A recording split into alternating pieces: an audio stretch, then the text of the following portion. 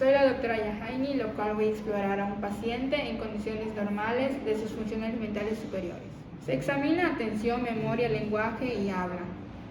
En la atención se explora el estímulo o un objeto que se sitúa en el foco de la conciencia.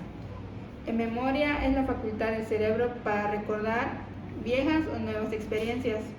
En lenguaje y habla se evalúa lo que es la comprensión lectora, la expresión y la estructura. Aquí también se puede encontrar anomalías, lo cual es de Wernicke o de Broca. Lo que se altera es porque afecta en el área 22 y 44. Esto es causado por un ictus, hemorragias o isquemias. También se puede encontrar en la fisura prerolánica, lo cual es lo de Broca, y en la fisura posrolánica, lo cual es de Wernicke. Buenas tardes, mi nombre soy la doctora Yahaini y ¿cuál es su nombre? Silvia. ¿Cuál es su motivo de consulta? Hace tiempo no puedo hablar bien. ¿Hablar bien? ¿Se le traban las palabras? Sí. ¿Y también tiene dificultad en hablar? Poco. Bueno, le voy a poner un examen para ver sus funciones mentales superiores.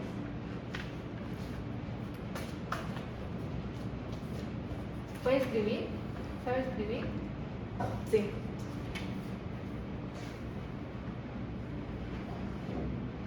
Bueno, vamos a empezar. En el primero dice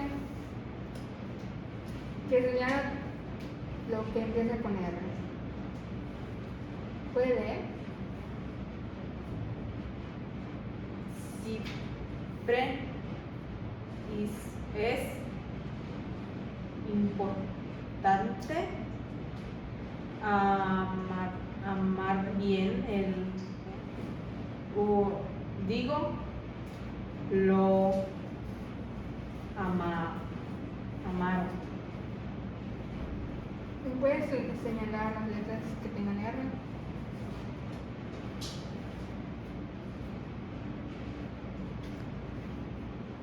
Bueno, aquí vamos a restar de 7 en 7 al número 70.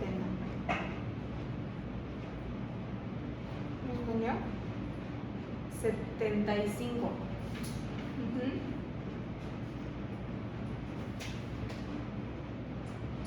71.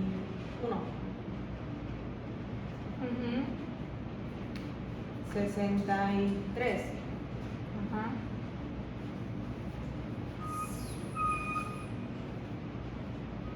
61. Bien. Vamos a pasar al siguiente, que es... Vas a ver ese dibujo. Y me vas a decir qué etapas es.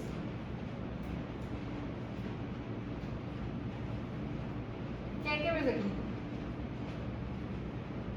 Un árbol. ¿Y aquí? Una piedra. Bien. ¿Qué es primero? ¿La piedra o el árbol? La piedra. Después, Una planta. después, Un cilantro. bueno, pasamos a la... en esta hoja me vas a leer en voz alta. Ya después me vas a responder esto y vamos a ver cómo te va. A casa do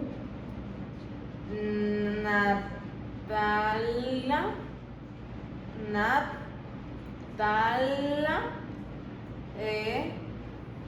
beba para intes y a la escoba. A Diana el espe ira la Lena. ¿Me puedes responder las preguntas?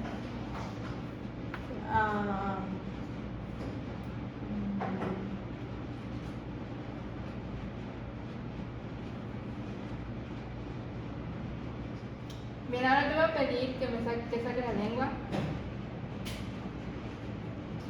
que alces este objeto. Ahora, ¿tienes celular? Muy bien. Siéntalo. Y ahora vas a hacer lo que yo voy a hacer.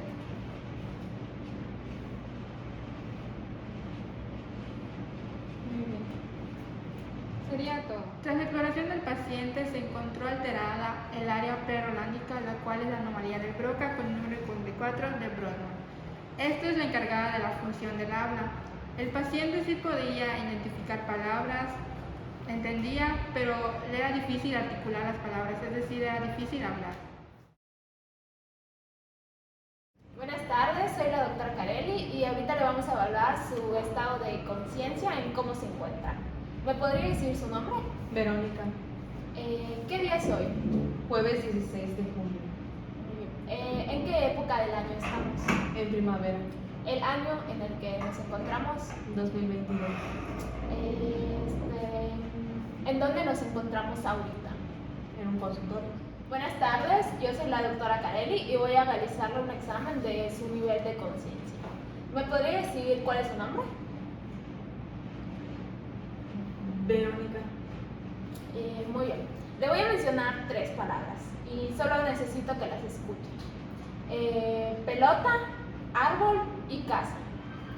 Ahorita voy a proceder a realizarle una serie de preguntas. ¿En qué año nos encontramos?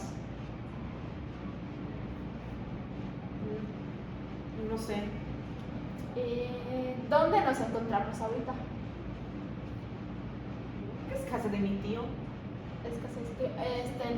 Muy bien. ¿En qué estación del año estamos? Creo que es otoño. Y ahorita me podría decir cuáles son las palabras que le mencioné hace un momento.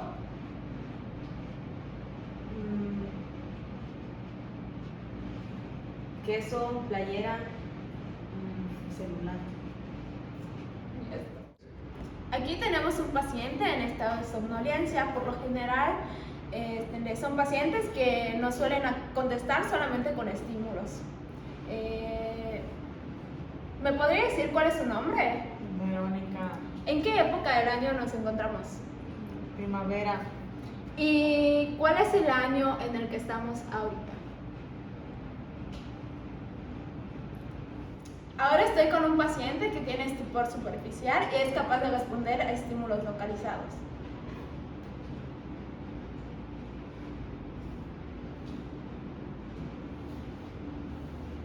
Ahora estoy con un paciente con estupor profundo que por lo general no suele responder a estímulos de manera adecuada.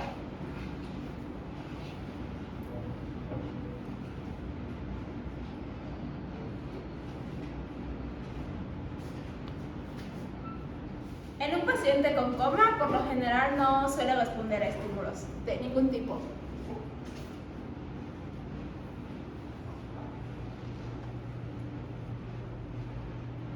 Son pacientes totalmente inconscientes.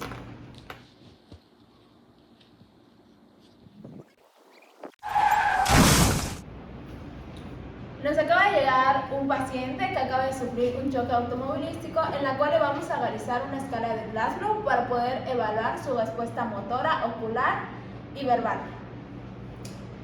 ¿Me podría decir cómo es que llegó aquí? No sé. ¿Qué es lo que le pasó? Me caí. Y ahorita le voy a hacer unas pruebas motoras para ver cómo reacciona.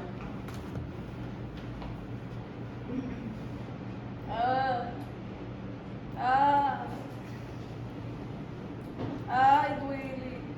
En el estado de conciencia de un paciente, por lo general nosotros vamos a evaluar cómo responde a estímulos de orientación en tiempo y en espacio. Nosotros buscamos que por lo general el paciente responda de manera adecuada a todos los estímulos que le presentamos y que no presente algún tipo de alteración. Hola, yo soy la doctora Buenfil y yo les voy a hablar sobre la exploración física motora. En este caso vamos a valorar reflejos superiores y profundos. Vamos a valorar lo que es fuerza muscular, tono muscular, trofismo y valorar si la paciente tiene plejía, hemiplegia, paraplegia o parálisis. En este caso vamos a valorar primero lo que es la motilidad pasiva. Le voy a pedir a la paciente que alce las manos. Le voy a pedir a la paciente que extienda las manos, prone las manos, cierre los ojos y se mantenga así por 10 segundos. Si la paciente tira los brazos o se deja caer, es que tenemos una patología. Continuando con la motilidad activa, ahora voy a pedir a la paciente que extienda las piernas y haga un ligero movimiento con los pies. En esta parte valoramos que el paciente no tenga una parálisis o alguna otra patología. Ahora haremos la exploración de la motilidad pasiva, que en este caso vamos a valorar lo que es la fuerza muscular, vamos a valorar si el paciente está flácido, las fibras, la piel. Ahora vamos a valorar lo que son los reflejos musculares profundos y en este caso voy a necesitar de un martillo y de la colaboración del paciente, pidiéndole que esté relajado. En el reflejo glabelar ubicamos el entrecejo de nuestro paciente. Hacemos un suave golpe para ver si este estímulo puede hacer reaccionar a la persona. En el reflejo macetero le pedimos al paciente que entreabra la boca y con un suave golpe debemos observar la pequeña elevación de la mandíbula. El reflejo bicipital. Buscamos el nervio musculocutáneo. A la percusión, el tendón del bíceps flexionado con el codo y en respuesta, la flexión del antebrazo. Reflejo tricipital. Encontramos el nervio radial. A la percusión, el tendón del tríceps con el codo flexionado y en respuesta, la extensión del antebrazo. El reflejo estiloradial. Buscamos el nervio periférico radial. A la percusión, la apófisis estiloides del radio. En respuesta, una ligera flexión de la muñeca. El reflejo patelar. Para este reflejo necesitaremos que nuestro paciente esté sobre una superficie elevada. Para esto, tenemos que encontrar el nervio femoral. A la percusión, el tendón del cuádriceps de la rodilla hacia 90 grados, con respuesta de la extensión de la rodilla. El reflejo aquileo. En este valoramos al nervio ciático. A la percusión, el tendón de Aquiles con el pie en dorsiflexión. A la respuesta, la flexión plantar. En los reflejos superficiales, en este caso el reflejo abdominal, le pedimos al paciente que esté en decúbito supino. Se descubra el abdomen y con un objeto suave haremos suaves y ligeros movimientos descendentes sobre el segmento de 7 y de 8 del abdomen.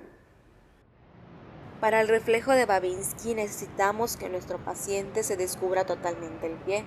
Para eso necesitaremos un objeto punzocortante.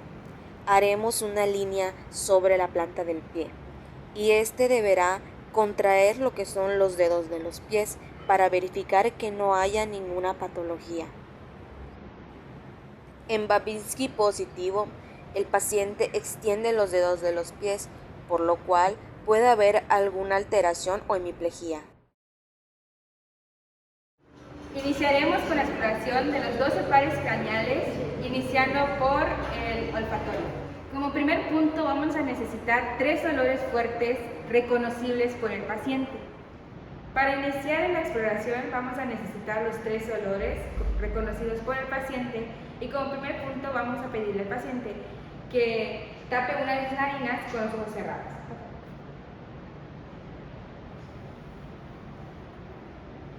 Pedirle que inhale y repetir el paso en la otra narina. Al final le preguntaremos si logró reconocer el olor. ¿Lograste reconocer? Sí. Procedemos con el siguiente aroma. Repetimos.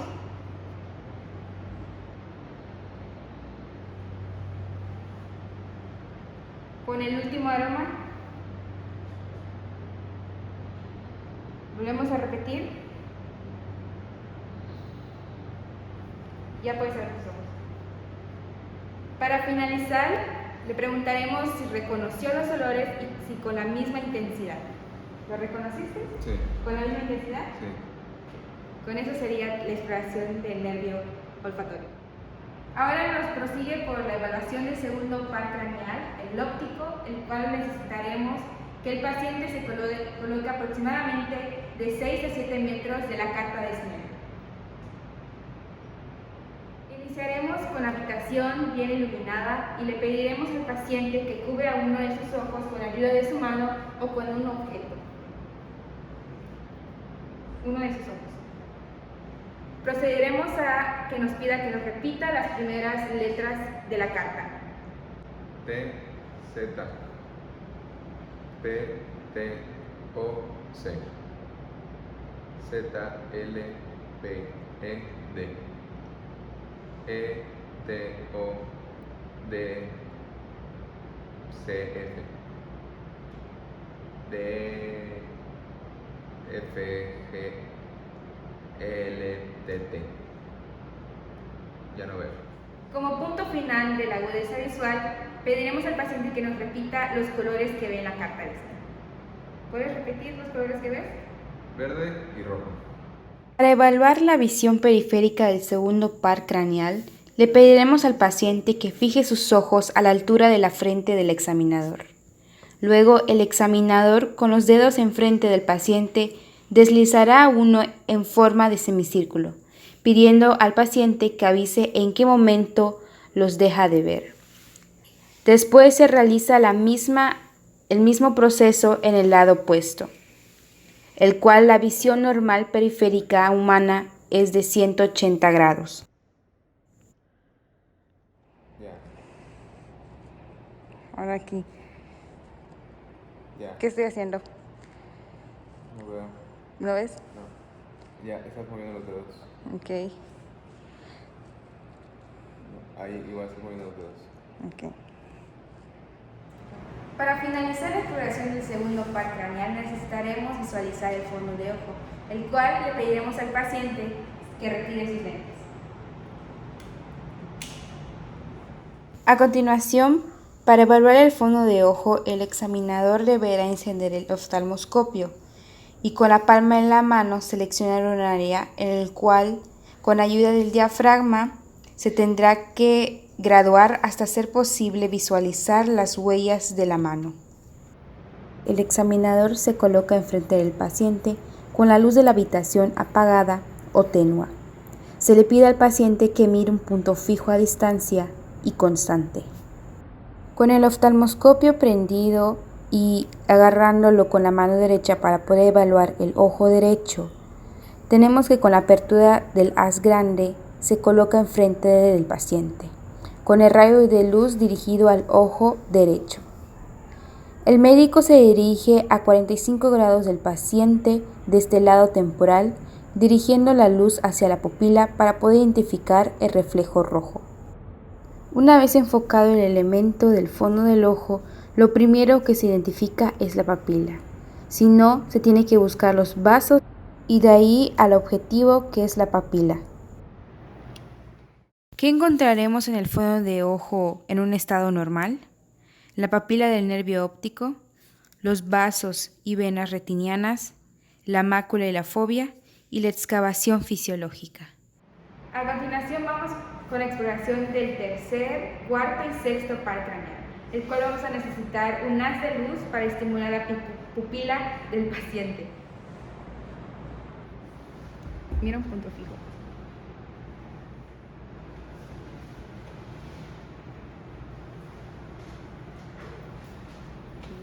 Para buscar los reflejos pupilares en respuesta simpática, identificaremos primero el reflejo fotomotor, en el cual se colocará un haz de luz en el ojo del paciente, observando la miosis pupilar. Primero se estimulará uno por uno, observando la miosis del ojo fotoestimulado. En el caso de ser miótica, tendrá menor a 2 milímetros. En ser medias, de 2 a 5 milímetros. Y en ser midiátricas, de mayores a 5 milímetros. Al mismo tiempo, se estará observando el ojo en el cual no fue estimulado con la luz, el cual se visualizará el reflejo consensual o fotomotor indirecto. Para la exploración de la midriasis o dilatación de las pupilas mayores a 5 milímetros, se necesita acercar un objeto al paciente para poder observarlo, lo cual lo podemos acercar o alejar viendo la diferencia entre el tamaño de la pupila. A continuación, evaluaremos al quinto par craneal en su rama oftálmica en su función sensitiva. Para la rama oftálmica del quinto par trigérmino en su función sensitiva, se estimulará la córnea del paciente, ya sea con un hisopo o con una gasa, observando el parpadeo reflejo. Con el cepillo de la punta del martillo estimularemos la piel arriba de las cejas, evaluando la función sensitiva de la rama oftálmica. ¿Lo sientes? Sí. En la evaluación sensitiva de la rama maxilar, estimularemos la piel de la cara en ambos lados de la nariz, mejillas, de forma comparativa en ambos lados.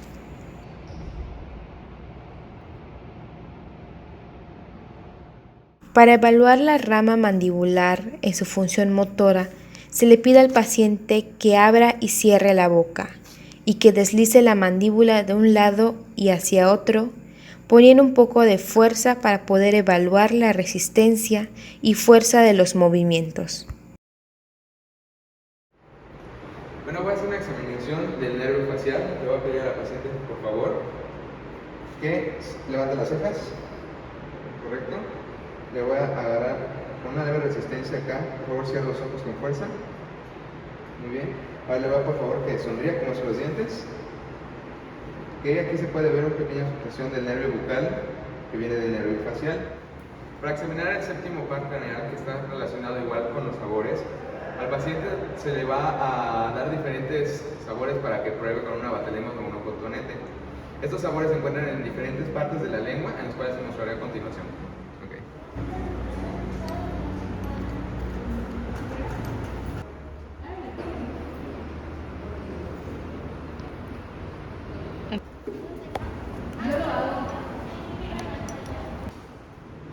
Bueno, ahora para examinar el nervio vestibulococlear necesitamos un diapasón.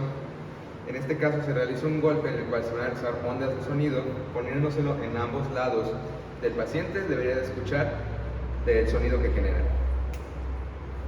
¿Escuchan? Sí. Sí. ¿Sí? Ahora con esta extremidad que tiene el diapasón se va a poner en la apófisis mastoide, en la cual el sonido debe rebotar en ese mismo hueso y el paciente también debería escucharlo.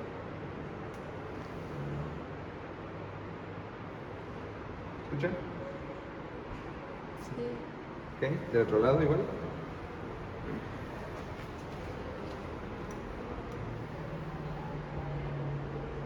¿Escuchan?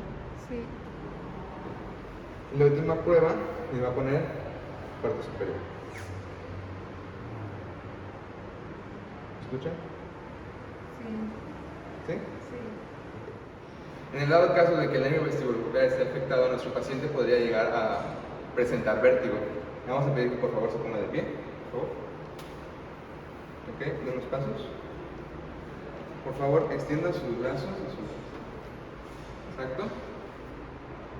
Cierra los ojos y gire su cabeza para atrás.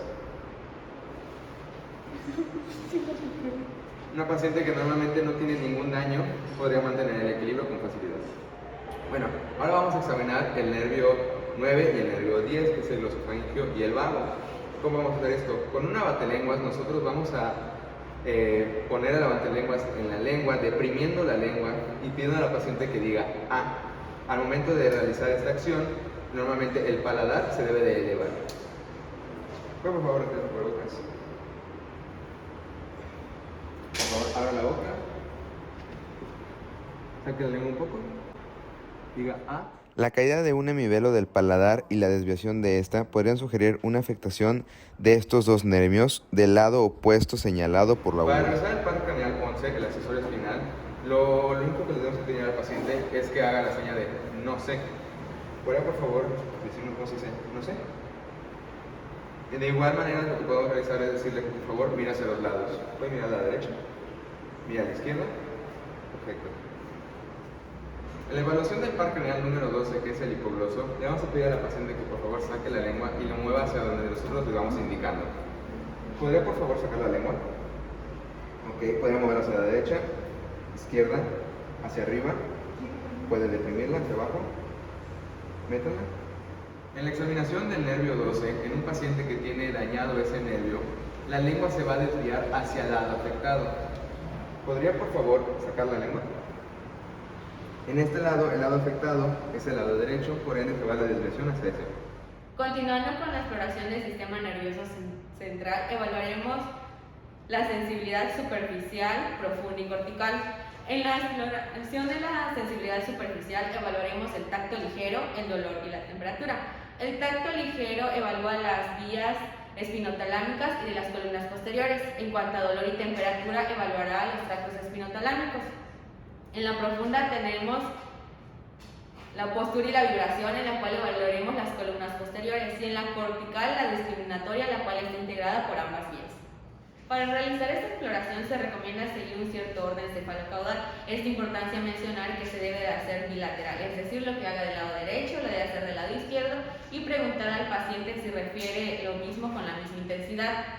Se recomienda inspeccionar ambos hombros a nivel de C4, cara interior y externa de antebrazos para que evalúe C6 y T1, los pulgares de los dedos meñiques que van a evaluar C6 y C8, las caras anteriores de los muslos que van a evaluar a L2, las caras mediales laterales de las pantorrillas que van a evaluar a L4 y L5, los primeros dedos de los pies que van a evaluar la sacra 1 y por último la cara medial de las nalgas para evaluar la sacra 3.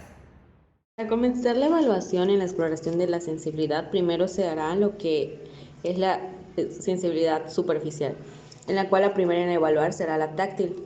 La táctil se evaluará por medio de un algodón fino en la cual tocaremos ligeramente la piel y le preguntaremos al paciente si siente el roce. Si tenemos alguna alteración en estas, podremos notar una anestesia, que sería la ausencia de la sensación, o una hipoestesia, que es una baja en la sensibilidad táctil, o una hiperestesia, que sería el aumento de la sensibilidad de esta.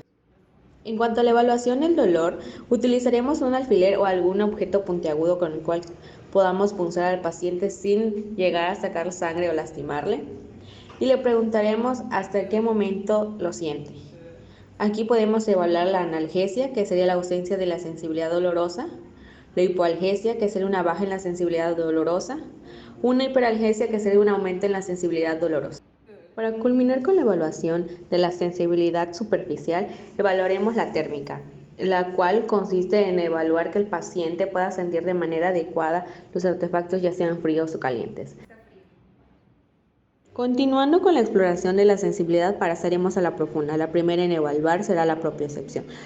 Esta prueba consistirá en sujetar un dedo del paciente y aislarlo de los demás. De tal manera, subiremos el dedo y lo bajaremos. Después de esto, le indicaremos al paciente que cierre los ojos y que nos indique en qué momento siente que sube o baja su dedo.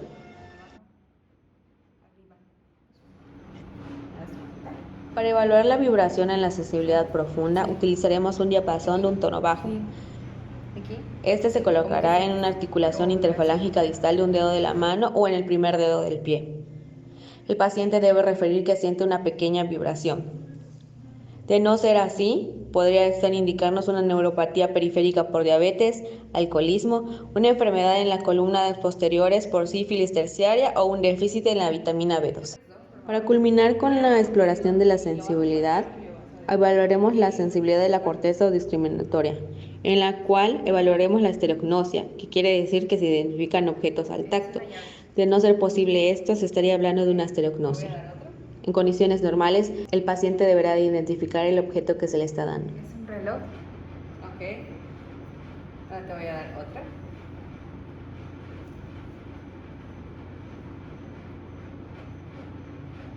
Es un peluche llavero. Ok. Otra prueba que se hace para evaluar la sensibilidad de la corteza es la grafestesia, la cual consiste en dibujar un número en la mano del paciente y que el paciente logre identificar de qué se trata.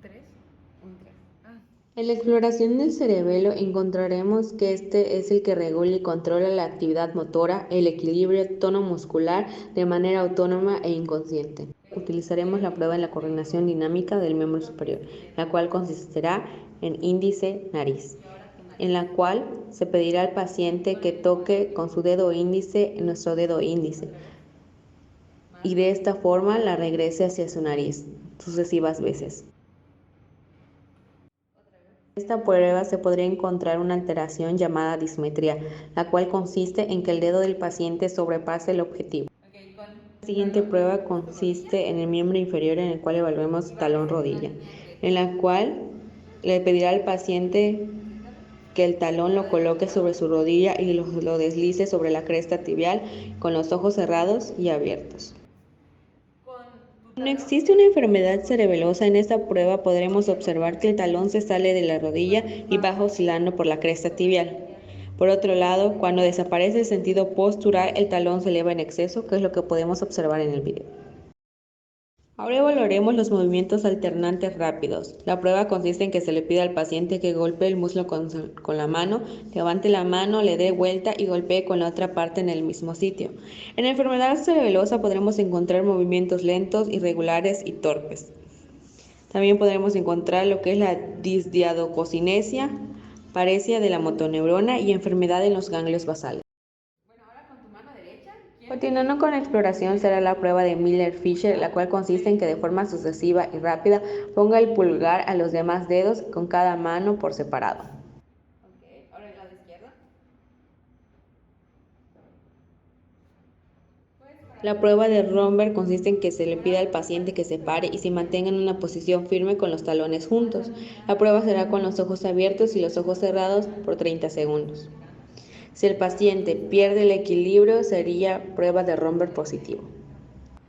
Se le pedirá al paciente que camine en tándem en línea recta. Esto quiere decir que al caminar colocará un pie inmediatamente delante del otro. Esta prueba servirá para valorar la flexión plantar y la dorsiflexión de los tobillos, así como el equilibrio. Otra prueba para valorar el equilibrio es pedir al paciente que camine de puntillas en línea recta. De la misma forma se le puede pedir que camine con los talones. Otra prueba es que salte de forma alterna sobre cada pie, ya que el salto requerirá los músculos proximales y distales de los miembros inferiores y exigirá un buen sentido postural y una función cerebelosa normal. En caso de encontrar que el paciente no pueda realizar estos movimientos, nos estaría hablando de una debilidad, una falta de sentido postural o una disfunción cerebelosa. Para continuar con la exploración, se le pedirá al paciente que camine por la habitación. Se debe observar su postura, equilibrio y balanceo de los brazos y movimientos de las piernas. Este debe ser fluido y los miembros superiores deben oscilar a los lados. En la marcha de pato encontraremos que entre sus causas se encuentran displasia congénita de cadera, distrofia muscular o una atrofia del músculo espinal. Esta alteración es por la paresia de los músculos de la cintura pélvica y una inclinación compensadora del tronco del lado contrario. En esta caminata podremos observar un amplio balanceo de las caderas. En la marcha equina se observa la caída del pie, por lo general debido a una enfermedad de la unidad motora periférica. El paciente arrastra los pies o los eleva mucho, flexionando las rodillas y dejando caer de golpe los pies sobre el suelo, como si estuviera subiendo unas escaleras. No es capaz de caminar sobre sus talones y la marcha equina puede afectar a uno o ambos lados. Hay debilidad del tibial anterior y de los extensores de los dedos. Marcha de hemiparesia espástica. Se observan lesiones de la vía corticoespinal debidas a ictus que determinan un mal control de los músculos flexores durante la fase de balanceo. En esta marcha, el miembro superior afectado se encuentra flexionado, inmóvil y pegado al lado, con flexión del codo, la muñeca y las articulaciones interfalángicas. Los extensores del miembro inferior afectado se encuentran espásticos y el tobillo en flexión plantar e invertido.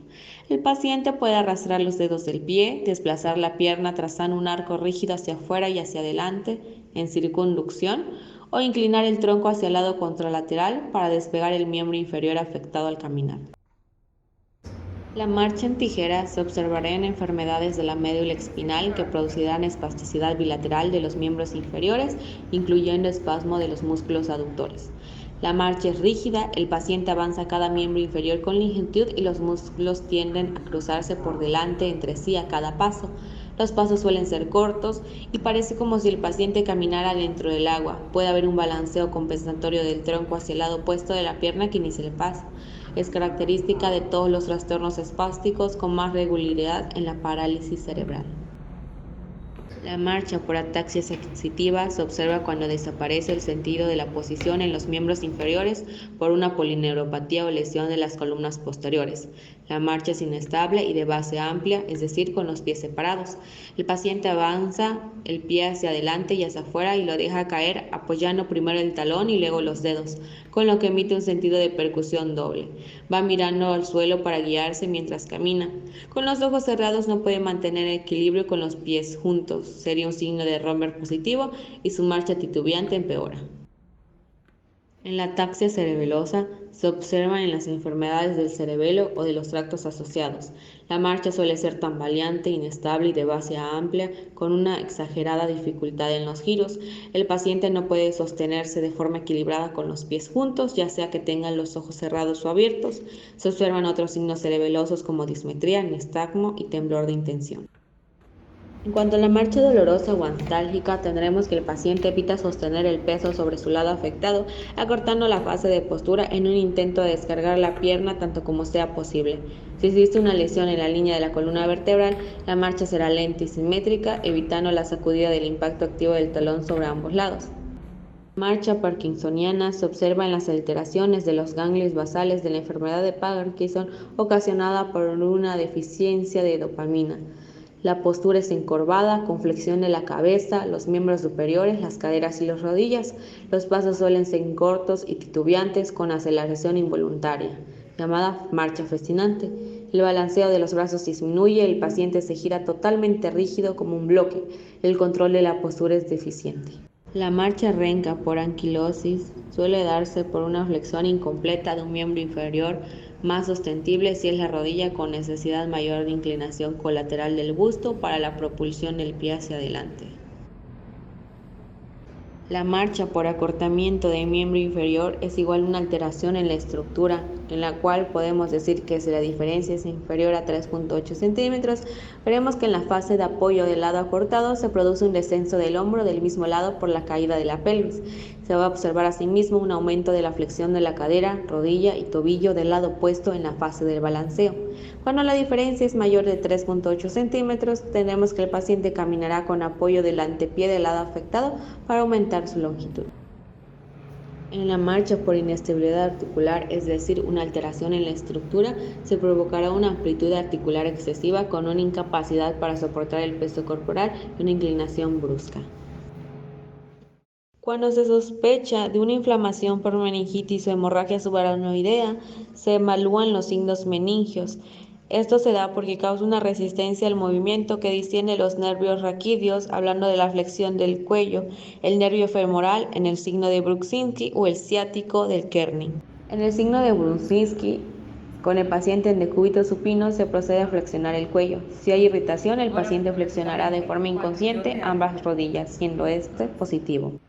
El signo de Kerning positivo se da cuando elevamos la pierna extendida del paciente y ésta la flexiona de forma refleja, esto por un dolor en la parte posterior del muslo.